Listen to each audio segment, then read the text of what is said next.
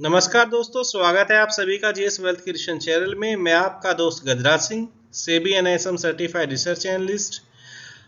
NISM series 8 को continue करते हुए आज चैप्टर 2 डिस्कस करते हैं, अंडरस्टैंडिंग द इंडेक्स।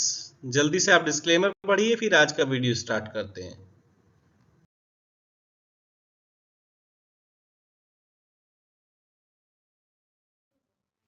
सबसे पहला टॉपिक है आज का, introduction to an index. Index का इंट्रोडक्शन। इंडेक्स क्या है? इंडेक्स एक स्टैटिस्टिकल इंडिकेटर है जो ओवरऑल इकोनॉमी में चेंजेस को मेजर करता है। जनरली ओवरऑल या स्पेसिफिक किसी एरिया का स्पेसिफिक सेक्टर में क्या परफॉर्मेंस हो रही है, क्या चेंजेस हो रहे हैं इकोनॉमी में, उनको मेजर करने के लिए इंडेक्स बनाया गया है। इन फाइनेंशियल मार्केट, इंडेक्स एक पोर्टफोलियो ऑफ सिक्योरिटी है। जैसे हमारा एक पोर्टफोलियो होता है, उसमें कुछ स्टॉक्स ऐड करके रखते हैं, कुछ ईटीएफ ऐड करके रखते हैं, कुछ म्यूचुअल फंड ऐड करके रखते हैं। तो इसी तरह बास्केट ऑफ सिक्योरिटी जो पोर्टफोलियो है, उसी को मिला के एक इंडेक्स बनाया गया है। और ये ओवरऑल मार्केट का या मार्केट के किसी एक सेक्टर का परफॉर्मेंस को दर्शाता है, बताता है। हर इंडेक्स की एक ओन मेथोडोलॉजी है कैलकुलेट करने की, कि किस मेथड से उसको कैलकुलेट किया गया है। इंडाइसिस यूजुअली जो उनका बेस वैल्यू था, उस बेस वैल्यू से कितना चेंज हुआ, इस तरह एक्सप्रेस किया जाता है। इसमें न्यूमेरिकल वैल्यू इतना इंपॉर्टेंट नहीं रखती कि इंडेक्स कितना न्यूमेरिकल वैल्यू में बढ़ा, कितना उसका परसेंटेज में बढ़ा, वो इंपॉर्टेंट रखता है। वो बेस ईयर उसका लास्ट डे का भी हो सकता है या कई साल पहला भी हो सकता है। फाइनेंशियल इंडाइसिस को प्राइस मूवमेंट ट्रैक करने के लिए बनाया गया था। स्टॉक्स का, बॉन्ड का, टी बिल का या अदर सिक्योरिटी का, ये फाइनेंशियल इंडाइसिस ट्रैक करते हैं। Stock indices average share price को बताता है कि average share price movement up है या डाउन। अगर स्टॉक इंडेक्सेस अप है तो इसका मतलब है कि एवरेज शेयर प्राइस अप है। अगर स्टॉक इंडाइसिस डाउन है तो इसका मतलब है कि एवरेज शेयर प्राइसेस डाउन है। ओवरऑल ब्रॉडली इंडेक्स पूरे पोर्टफोलियो का हमारे परफॉर्मेंस बताता है, कि बेंचमार्किंग करता है। नेक्स्ट टॉपिक है स्टॉक इंडाइसिस का सिग्निफिकेंस क्या है। Significance of the stock indices. Stock index overall market या किसी स्पेसिफिक सेक्टर की परफॉर्मेंस को बताता है कि वो सेक्टर या ओवरऑल मार्केट परफॉर्म क्या कर रहा है। मान लो निफ्टी 50 इंडेक्स है, वो परफॉर्मेंस बताता है कि हमारे देश की टॉप 50 कंपनियों की परफॉर्मेंस कैसी रही। अगर निफ्टी 50 इंडेक्स बढ़ता है तो इसका मतलब है कि एवरेज हमारी टॉप 50 कंपनियां आज बढ़ी हैं। और अगर निफ्टी 50 इंडेक्स डाउन है तो वो बताता है कि हमारे देश की टॉप 50 कंपनियां, उनका एवरेज प्राइस आज डाउन है। दूसरा, इंडाइसिस पोर्टफोलियो की बेंचमार्किंग परफॉर्मेंस चेक करने के काम आते हैं कि हमारे पोर्टफोलियो ने बेंचमार्क को बीट किया कि नहीं किया। इन्वेस्टर या फंड मैनेजर इंडाइसिस से कंपेयर करते हैं कि हम उनको आउट परफॉर्म कर रहे हैं या अंडर परफॉर्म कर रहे हैं। अगर हमारा पोर्टफोलियो इंडाइसिस को बीट कर पा रहा है, जितना इंडाइसिस ने रिटर्न दिया है उससे ज़्यादा रिटर्न हम जनरेट कर पा रहे हैं, तो इसका मतलब है कि हम मार्केट को आउट परफॉर्म कर रहे हैं। म्यूचुअल फंड ऐसे ही same, mutual fund fund manager हमारा बीट कर पा रहा है इंडाइसिस को, बेंचमार्क को, तो इसका मतलब है कि वो अल्फा जनरेट कर पा रहा है, वो अच्छा परफॉर्म कर पा रहा है। इसके अलावा इंडाइसिस को एज ए अंडरलाइंग एसेट या बेस एसेट भी डेरिवेटिव में यूज करते हैं। जैसे कि निफ्टी है, सेंसेक्स है, फिन निफ्टी है, इन सब के फ्यूचर एंड ऑप्शंस ट्रेड होते हैं, जिनकी डायरेक्टली प्राइस इंडाइसिस से ड्राइव होती है। इंडाइसिस में जो मूवमेंट होता है उसी के हिसाब से फ्यूचर और ऑप्शन की प्राइस तय होती है। ये जैसा कि हमने लास्ट चैप्टर में भी पढ़ा था, हेजर्स अपनी पोजीशन हेज करने के लिए डेरिवेटिव को यूज करते हैं। स्पेकुलेटरी या ट्रेडर मार्केट के मोमेंट को without buying individual stocks derivative में ट्रेडिंग करते हैं। ऐसा समझ लीजिए इन शॉर्ट्स की इंडेक्स एक थर्मोमीटर की तरह है, जो पूरे मार्केट का हीट मैप दिखाता है कि पूरे मार्केट में क्या चल रहा है, उसकी परफॉर्मेंस को दिखाता है। इंडेक्स को एज ए बेंचमार्क यूज करते हैं कंपैरिजन के लिए। पोर्टफोलियो मैनेजर्स क्या परफॉर्म कर पा रहे हैं उसको कंपेयर करने के लिए हम इंडेक्स को एज ए बेंचमार्किंग यूज करते हैं। तीसरा, index as a base asset derivative में यूज किया जाता है। नेक्स्ट टॉपिक है type of stock market indices. Stock market indices के types. Based on the methodology of calculation 4 part में डिवाइड किया गया है इनको। पहला है मार्केट कैपिटलाइजेशन वेटेड इंडेक्स, दूसरा है free float market capitalisation index, तीसरा है प्राइस वेटेड इंडेक्स और लास्ट है इक्वल वेटेड इंडेक्स। तो चलिए बारी बारी सभी को डिटेल्स में डिस्कस कर लेते हैं। सबसे पहला है market capitalisation weighted index. Market capitalisation weighted index में हर स्टॉक्स को उसके मार्केट कैपिटलाइजेशन के हिसाब से वेटेज दिया गया है। जिसकी हायर मार्केट कैपिटलाइजेशन है उसको हायर वेटेज दिया गया है, जिसकी लो मार्केट कैपिटलाइजेशन है उसको लो वेट दिया गया है। मार्केट कैपिटलाइजेशन कैसे कैलकुलेट करते हैं? जितने भी उस शेयर के टोटल शेयर्स हैं आउटस्टैंडिंग, उनको उस शेयर की करंट मार्केट प्राइस से जब मल्टीप्लाई किया जाता है तो उसकी मार्केट कैपिटलाइजेशन आ जाती है। इसका एग्जांपल समझ लेते हैं। मान लो एबीसी एक कंपनी का शेयर है, उस शेयर के आउटस्टैंडिंग शेयर्स हैं 5 करोड़ और उसकी करंट मार्केट प्राइस चल रही है 120 रुपीज। तो उस शेयर की मार्केट कैपिटलाइजेशन होगी 5 करोड़ इंटू 120, ये आ जाएगा हमारा 600 करोड़, 600 करोड़। नेक्स्ट है इंडेक्स कैलकुलेशन कॉन्सेप्ट। अब समझते हैं कि इंडेक्स की कैलकुलेशन कैसे होती है। मान लो एक इंडेक्स है जिसमें 5 स्टॉक्स हैं, उनका बेस वैल्यू इंडेक्स का है 100 एज ऑन 1 जनवरी 1995। अब हमें उसका करंट वैल्यू कैलकुलेट करना है, तो हम कैसे करेंगे कैलकुलेट? सबसे पहले तो हमें बेस ईयर जो 1 जनवरी 1995 है वहां पे उसका मार्केट कैपिटलाइजेशन चाहिए उन 5 स्टॉक्स का। उसके बाद में आज की डेट में उनकी क्या प्राइस है, उसके हिसाब से आज की डेट में 5 स्टॉक्स का मार्केट कैपिटलाइजेशन चाहिए। उसके बाद हम एक फॉर्मूला लगाएंगे। फॉर्मूला सिंपल है, इंडेक्स वैल्यू होगी current market capitalisation of all stocks divide by base market capitalisation of all stocks into 100।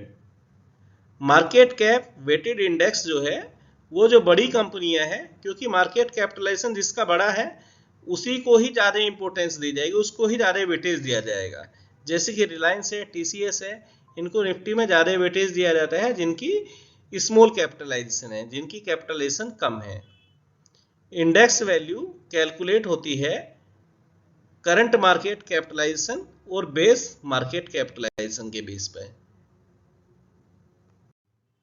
और ज्यादा क्लैरिटी के लिए हम इस डाटा से मार्केट कैपिटलाइजेशन की कैलकुलेशन सीखते हैं।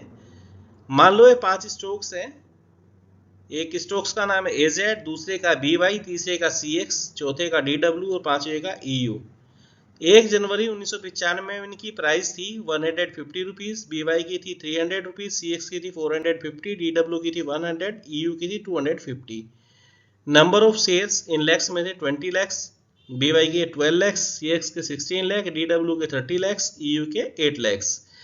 टूडेज स्टॉक मार्केट प्राइस, आज की करंट मार्केट प्राइस है, एजेड की बढ़कर होगी 150 से 650, बीवाई की होगी 300 से बढ़ के 450, सीएक्स की होगी 450 से 600, डीडब्ल्यू की बढ़कर होगी 100 से 350, ईयू की 250 से बढ़कर होगी 500। तो चलिए अब इसकी हम कैलकुलेशन करते हैं कि आज के डेट में इंडेक्स की वैल्यू क्या होगी, वो सीखते हैं।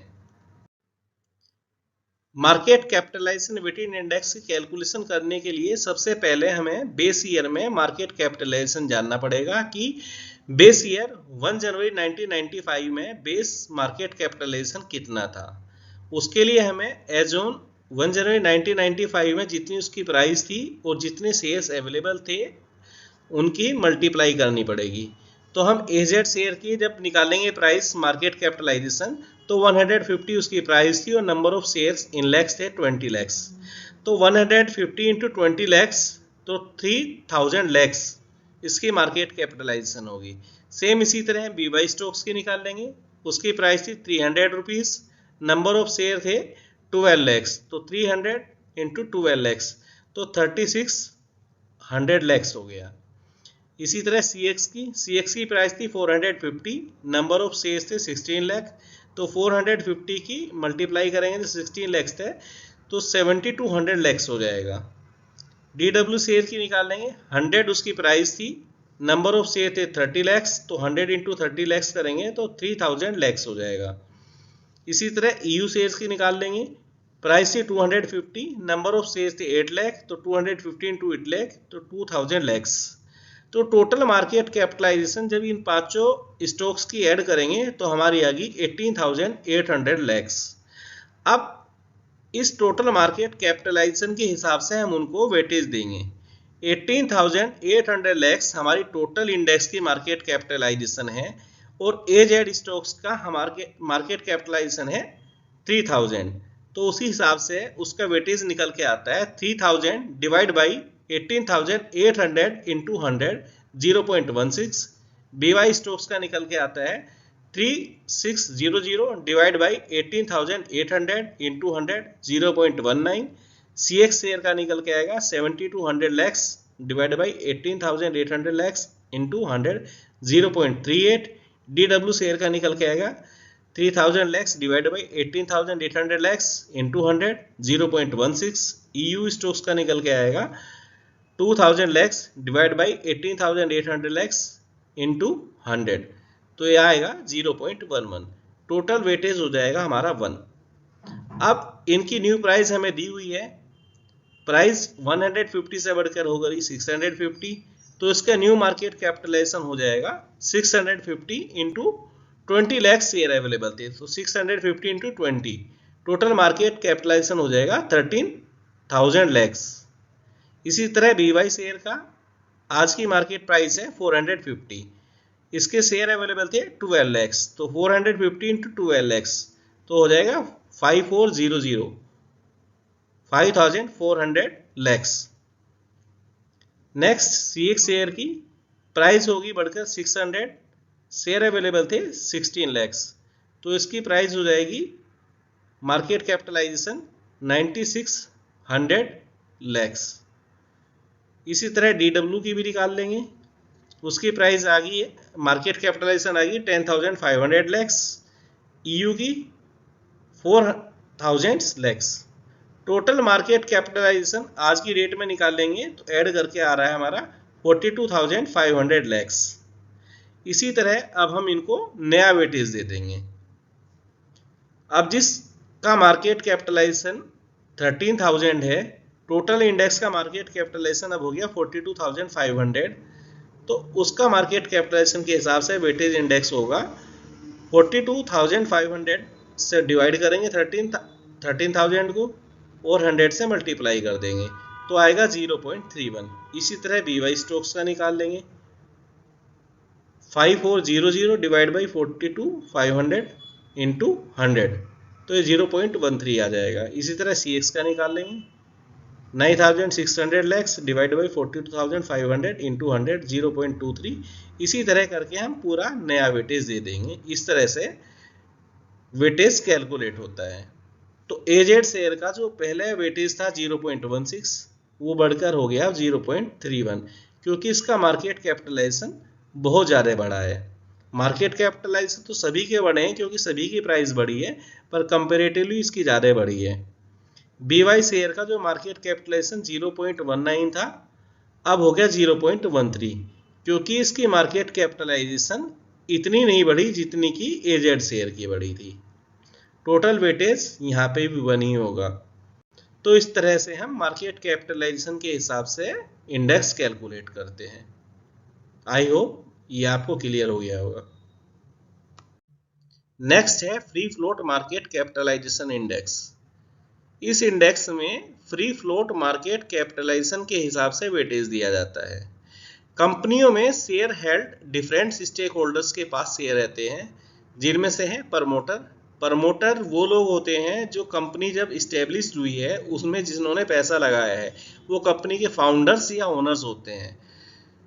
दूसरे हैं इंस्टीट्यूशंस, जिसमें mutual fund, insurance companies, FIAs, banks आते हैं। उसके बाद कॉरपोरेट्स, अदर कंपनियां जिन्होंने दूसरी कंपनी में पार्टनरशिप कर रखी है, और लास्ट में आते हैं इंडिविजुअल्स जो रिटेल इन्वेस्टर होते हैं। जो शेयर अवेलेबल होते हैं ट्रेडिंग के लिए इमीडिएटली वो फ्री फ्लोट शेयर कहे जाते हैं। जो शेयर ट्रेडिंग के लिए अवेलेबल नहीं है, जो प्रमोटर के पास होल्ड है या लॉक्ड इन शेयर हैं, वो फ्री फ्लोट शेयर नहीं है। फ्री फ्लोट में केवल वही शेयर काउंटेड होंगे जो रेडिली ट्रेडेबल हैं मार्केट में, उन्हीं को कंसीडर किया जाएगा as a free float. Example के लिए समझते हैं, कोई कंपनी है जिसमें प्रमोटर की होल्डिंग 40% है, वो स्टेक होल्ड करते हैं 40%, और इंस्टीट्यूशंस या रिटेल वो 60% होल्ड करता है, तो उस कंपनी का फ्री फ्लोट 60% ही माना जाएगा, क्योंकि प्रमोटर के पास जो स्टेक होल्ड है वो ट्रेडेबल नहीं है जब तक वो आईपीओ एफपीओ लाके उसको पब्लिकली नहीं करते हैं। तो free float market capitalization calculate होगा total market capitalization into free float percentage. जब ये दोनों मल्टीप्लाई होंगे तभी जाके हमें फ्री फ्लोट मार्केट कैपिटलाइजेशन मिलेगा। Free float market capitalisation index की जब कैलकुलेशन करते हैं तो यहाँ पर जो फ्री फ्लोट मार्केट है, जिस कंपनी का ज़्यादा फ्री फ्लोट मार्केट है उसको ज़्यादा तवज्जो दी जाएगी, उसकी इंपॉर्टेंस ज़्यादा होगी, उसका वेटेज ज़्यादा होगा। जो बड़ी कंपनियां हैं जिनका हायर फ्री फ्लोट है उन्हीं को ही ज़्यादा इसमें इंपॉर्टेंस दिया जाएगा। Over the period of time most global indices अभी फ्री फ्लोट बेसिस पर शिफ्ट हो गए हैं। ये इंडेक्स को मोर रियलिस्टिक बनाता है, क्योंकि यहाँ पे हम एक्चुअल जो इन्वेस्टेबल मार्केट है, जो ट्रेडेबल मार्केट है, उसी को रिप्रेजेंट कर रहे हैं। जो मेजर इंडियन इंडाइसिस हैं, निफ्टी हुआ, सेंसेक्स हुआ, एसएक्स 40 हुआ, सारे के सारे free float market capitalisation basis पर ही इसी मेथोडोलॉजी पर कैलकुलेट किए जाते हैं। फ्री फ्लोट वो शेयर हैं जो अवेलेबल हैं ट्रेडिंग के लिए। फ्री फ्लोट इंडेक्स जो ट्रेडेबल मार्केट कैपिटलाइजेशन है, जो फ्री फ्लोट मार्केट कैपिटलाइजेशन है, उसी के हिसाब से वेटेड करता है, उसी के हिसाब से ही वेटेज दिया गया है। ये मार्केट की ट्रू पिक्चर दिखाता है, ट्रू परफॉर्मेंस दिखाता है, क्योंकि इसमें जो शेयर ट्रेडेबल नहीं है, जो शेयर लॉक इन पीरियड में है, उनको काउंट ही नहीं कर रहा है। तो ये बिल्कुल रियलिस्टिक पिक्चर दिखाता है। नेक्स्ट है प्राइस वेटेड इंडेक्स। इस इंडेक्स में प्राइस को ज़्यादा तवज्जो दी जाती है, प्राइस की इंपॉर्टेंस ज़्यादा होती है। जिस स्टॉक्स की जितनी ज़्यादा प्राइस होगी उसका वेटेज उतना ही ज़्यादा होगा। जो हायर प्राइस है उसको मोर वेटेज दिया जाएगा, जिसकी लेस प्राइस है उसको लेस वेट दिया जाएगा। इसका इंडेक्स में क्या परफॉर्मेंस होगा? जो हाई प्राइस स्टॉक्स हैं वही इसमें डोमिनेट करेंगे इंडेक्स मोमेंट में। हाई प्राइस है जिस स्टॉक्स की, भले ही उसकी मार्केट कैपिटलाइजेशन कम हो, वो इंडाइसिस को मूव करके लेके चला जाएगा। इसमें मार्केट कैपिटलाइजेशन का कोई इम्पैक्ट नहीं है। ये इंडेक्स केवल प्राइस लेवल पे ही कैरी करता है, ना कि कंपनी साइज पे। कंपनी का साइज कुछ भी है, कंपनी का मार्केट कैपिटलाइजेशन कुछ भी है, वो कोई इंपॉर्टेंस नहीं रखता। यहाँ पे जिसकी प्राइस ज़्यादा होगी उसको वेटेज ज़्यादा दिया जाएगा, वो प्राइस इंडेक्स को मूव करने का उतना ही दम रखता है। अब इसको भी सेम डाटा के हिसाब से कैलकुलेट करना सीखते हैं कि प्राइस वेटेड इंडेक्स को हम कैसे कैलकुलेट करेंगे। डाटा सेम ही है जैसा कि हमने मार्केट कैपिटलाइजेशन वेटेड इंडेक्स में कैलकुलेट किया था। सेम स्टॉक्स हैं, सेम प्राइस है, बेस ईयर सेम 1 जनवरी 1995 है, और टुडे स्टॉक प्राइस भी सेम है। तो चलिए देखते हैं हम इसको कैलकुलेट कैसे करेंगे। तो चलिए प्राइस वेटेड इंडेक्स को कैलकुलेट करना सीखते हैं। सेम वही 5 स्टॉक्स हैं, तो सबसे पहले हमें इनको प्राइस के हिसाब से वेटेज देना होगा एज ऑन 1 जनवरी 1995। तो एजेड स्टॉक्स की प्राइस है 150, बीवाई की है 300, सीएक्स की है 450, डीडब्ल्यू की है 100, ईयू की है 250। तो टोटल हम उस इंडेक्स की प्राइस कैलकुलेट कर लेते हैं। सारी प्राइस को जब ऐड करेंगे तो उस टोटल इंडेक्स की प्राइस आ जाएगी। टोटल इंडेक्स की प्राइस है एज ऑन 1 जनवरी 1995 को 1250 रुपीज़। अब इस 1250 को बेस मान के हम इस स्टॉक्स को वेटेज देंगे। 1250 टोटल इंडेक्स की प्राइस है, एजेड स्टॉक्स की प्राइस है 150, तो 1250 का 150 कितना परसेंट हुआ वो निकालेंगे। तो 150 को 1250 से डिवाइड करेंगे, इंटू 100 कर देंगे, कैलकुलेट होके आएगा 0.12। इसी तरह बीवाई का निकालेंगे, 300 डिवाइड बाई 1250 इंटू 100 आएगा 0.24। CX का निकालेंगे 450 डिवाइड बाई 1250 इंटू 100 आएगा 0.36। DW का निकालेंगे 100 बाई 1250 इंटू 100, यह आ जाएगा 0.08। EU का निकालेंगे 250 divide by 1250 into 100 0.20। Total weightage आ गया हमारा 1 स्टार्टिंग में। अब इनकी करंट मार्केट प्राइस AZ की 150 से बढ़कर होगी 650। टोटल ग्रोथ आई उसमें 333.33% की। BY स्टॉक्स की 300 से बढ़कर हो गई 450, इसमें 50% प्राइस ग्रोथ हो गई। CX का हो गया 450 से 600, इसकी प्राइस बढ़ी 33.33%। DW स्टॉक्स 100 रुपीज से 350 हो गया, तो इसमें ग्रोथ आई 250% की। EU की प्राइस 250 से बढ़कर होगी 500, यानी कि डबल हो गई, तो 100% की ग्रोथ आई। तो अब हम इनका परसेंटेज चेंज देखते हैं वेटेज के हिसाब से। अभी एज ऑन करंट प्राइस के हिसाब से अगर हम टोटल प्राइस ऐड करेंगे, उस इंडेक्स की प्राइस हो जाएगी 2550 रुपीज। ये जितनी भी करंट मार्केट प्राइस है 650, 450, 600, 350, 500, इसको हमने टोटल ऐड कर लिया। तो as on date index price है 2550। अब हम इस 2550 को बेस मान के अब इनको वेटेज देंगे। 2550 में AZ स्टॉक्स की वैल्यू है 650 रुपीज, तो कितना परसेंटेज है?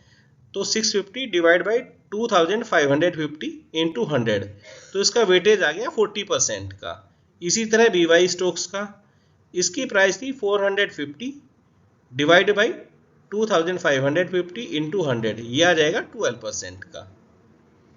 CX का करंट प्राइस है 600, तो 600 डिवाइड बाई 2550 इंटू 100, ये भी 12% आ गया। DW का 350, तो 350 डिवाइड बाई 2550 इंटू 100, यह आ जाएगा 20% का। लास्ट स्टॉक EU, उसकी प्राइस है 500, तो 500 डिवाइड बाई 2550 इंटू 100, ये भी आता है निकल के 20%। तो पूरा जब वेटेज ऐड करेंगे तो 104%। इसका मतलब है कि इंडेक्स जो है 4% मूव कर गया है। तो इस तरह से इसको हम कैलकुलेट करेंगे। अब इक्वल वेटेड इंडेक्स, इस इंडेक्स में जितने भी स्टॉक सम्मिलित होंगे उन सभी को समान वेट दिया जाएगा, चाहे उनका मार्केट कैपिटलाइजेशन कुछ भी है, चाहे उनकी प्राइस कुछ भी है। मान लो उस इंडेक्स में 10 स्टॉक्स हैं, तो सभी का वेटेज 10% का होगा। उनमें से कुछ स्टॉक्स आउट परफॉर्म करेंगे, कुछ स्टॉक्स अंडर परफॉर्म करेंगे। जो आउट परफॉर्म करेंगे उनका वेटेज बढ़ेगा, जो अंडर परफॉर्म करेंगे उनका वेटेज घट जाएगा। तो इस तरह से इक्वल वेट मेंटेन करना है। तो जो फंड मैनेजर हैं उसमें से जो आउट परफॉर्म कर रहे हैं उसमें से कुछ सेल करेंगे, जो अंडर परफॉर्म कर रहे हैं उसमें से कुछ पोजीशन बढ़ाएंगे। ये प्रोसेस कहलाती है रीबैलेंसिंग। तो इसको हमेशा रीबैलेंसिंग करते रहना पड़ेगा इक्वल वेटेज इंडेक्स को। तो चलिए समझते हैं कैसे काम करता है।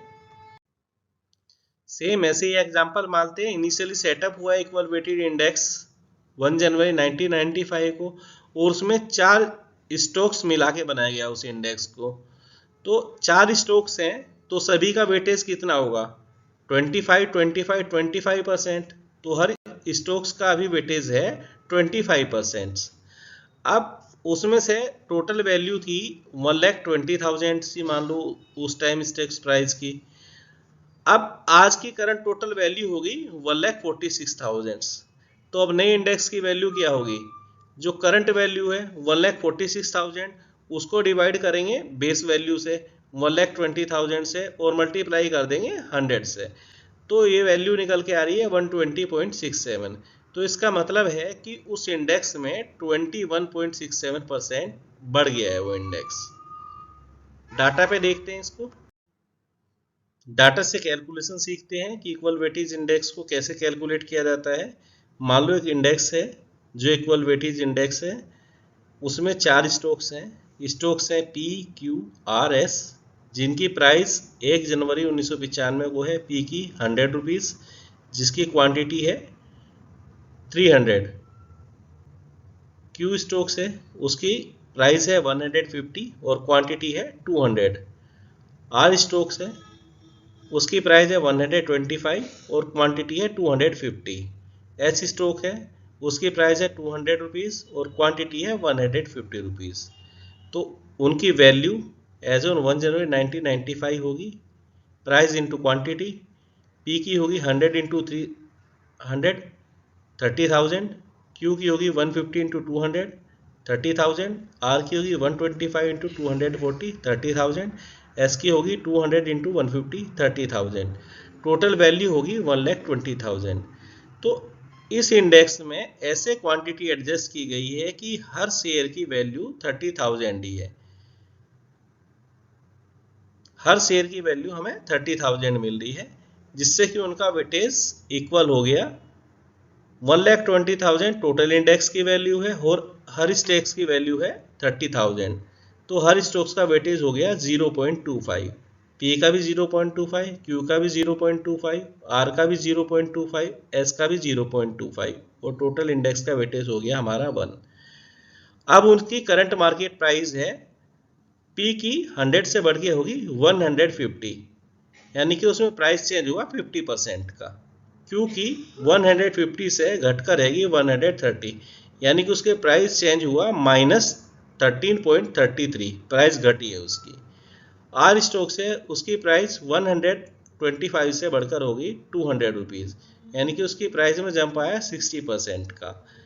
एस स्टॉक्स की प्राइस 200 से घटकर होगी 180, तो उसकी भी प्राइस 10% लेस होगी, 10% घट गई है।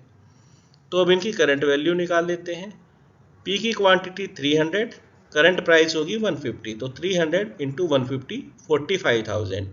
क्यू की वैल्यू निकालते हैं, प्राइस करंट की है 130, क्वांटिटी थी 200, तो रहेगा 26,000। आर की 240 क्वांटिटी थी और प्राइस है अभी 200, तो 48,000। एस शेयर की क्वांटिटी 150, करंट प्राइस है अभी 180, तो 180 इंटू 150 ये आ गया 27,000। तो अगर हम आज की डेट में उसकी करंट वैल्यू लगाएं इंडेक्स की, तो हो गया 1,46,000। तो 1,46,000 जिसकी 1 जनवरी 1995 में वैल्यू थी 1,20,000, अभी है 1,46,000। तो अब हम price change into old weight, अब इसमें प्राइस चेंज कितनी हुई? ए स्टॉक्स की प्राइस चेंज हुई थी 50% और पुराना वेटेज का कितना था 0.25। तो price change into old weightage calculate करेंगे तो 50 इंटू 0.25, 50% को 0.25 में करेंगे तो 12.5। क्यू का -33.33 इंटू 0.25, तो माइनस का 3.33%। आर स्टॉक्स का 60% इंटू 0.25, तो 15%। एस का -10% इंटू 0.25, तो माइनस का 2.5%। ये टोटल अगर ऐड करेंगे तो 21.67%। इसका मतलब है कि ये स्टॉक्स 21.67% बढ़ा, जैसे कि हमने पिछली स्लाइड में भी कैलकुलेट किया था। 1,46 डिवाइड बाई 120 करके 21.67% आया था हमारा। तो इस तरह से इक्वल वेटेज इंडेक्स को कैलकुलेट किया जाता है। अभी जो हमने एग्जांपल लिया है उसमें कैलकुलेट किया है, तो इसमें आउटकम क्या हुआ? जो स्टॉक पी और स्टॉक आर था उसका वेट बढ़ के 25% से ज़्यादा हो गया है, और जो स्टॉक क्यू और एस थे उनका वेट गिर के 25% से कम हो गया है।